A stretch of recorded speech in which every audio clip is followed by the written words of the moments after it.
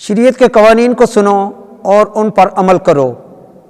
کلام مقدس میں سے پہلی تلاوت تثنیہ شرح کی کتاب 4 باب 1 اور 5 سے 9 آیت مقدسہ۔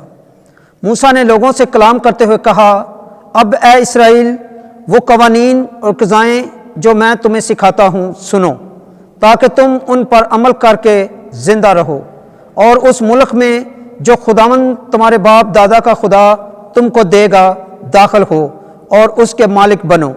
دیکھو، میں نے وہ قوانین اور قضائیں جو خداوند میرے خدا نے مجھے فرمائیں تمہیں سکھائیں، تاکہ اس ملک میں ان پر عمل کرو جس پر قبضہ کرنے کے لیے تم جاتے ہو، پس ان کو مانو اور ان پر عمل کرو، کیونکہ یہ ان قوموں کی نگاہ میں تمہاری عقل مندی اور دانشوری ہوگی جو ان قوانین کو سن کر کہیں گی، یقیناً یہ قوم بڑی ہے، یہ لوگ عقل مند اور دانشمند ہیں۔ کیونکہ ایسی بڑی قوم کون سی ہے جس سے معبود ایسے نزدیک ہوں، جیسا خداوند ہمارا خدا ہر ایک بات میں جو ہم اس سے مانگتے ہیں نزدیک ہے۔ اور کون سی ایسی بڑی قوم ہے جس کے قوانین اور قضائیں ایسی راست ہیں جیسی یہ ساری شریعت ہے جو آج کے دن میں تمہیں دیتا ہوں۔ خبردار رہ اور اپنی جان کی بڑی حفاظت کر، ان باتوں کو فراموش نہ کرے جو تیری آنکھوں نے دیکھی، اور وہ تیری زندگی کے تمام دنوں میں تیرے دل سے جاتی نہ رہیں، بلکہ تو اپنے بیٹوں اور پوتوں کو سکھا۔ پاک کلام کے پڑھے اور سنے جانے پر خداوند کی برکت ہو۔ زبور 147 جماعتی جواب۔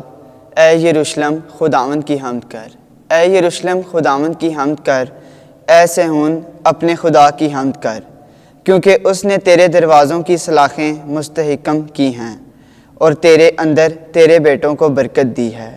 جماعتی جواب۔ اے یروشلم خداوند کی حمد کر، وہ اپنا سخن زمین پر بیچتا ہے، اس کا کلمہ تیزی سے دوڑتا ہے، وہ اون کی مانند برف دیتا ہے، وہ راکھ کی مانند پالا بکھیرتا ہے۔ جماعتی جواب۔ اے یروشلم خداوند کی حمد کر، اس نے یعقوب پر اپنا کلمہ ظاہر کیا اور اسرائیل پر اپنے قوانین اور قضائیں نازل فرمائیں۔ اس نے کسی اور قوم سے یوں نہیں کیا، اس نے اپنی قضائیں ان پر اشکارا نہیں کی۔ جماعتی جواب۔ اے یروشلم خداوند کی حمد کر۔ آمین۔ خداوند آپ کے ساتھ ہو۔ انجیل مقدس متی کے مطابق اے خداوند تیری تمجید ہو۔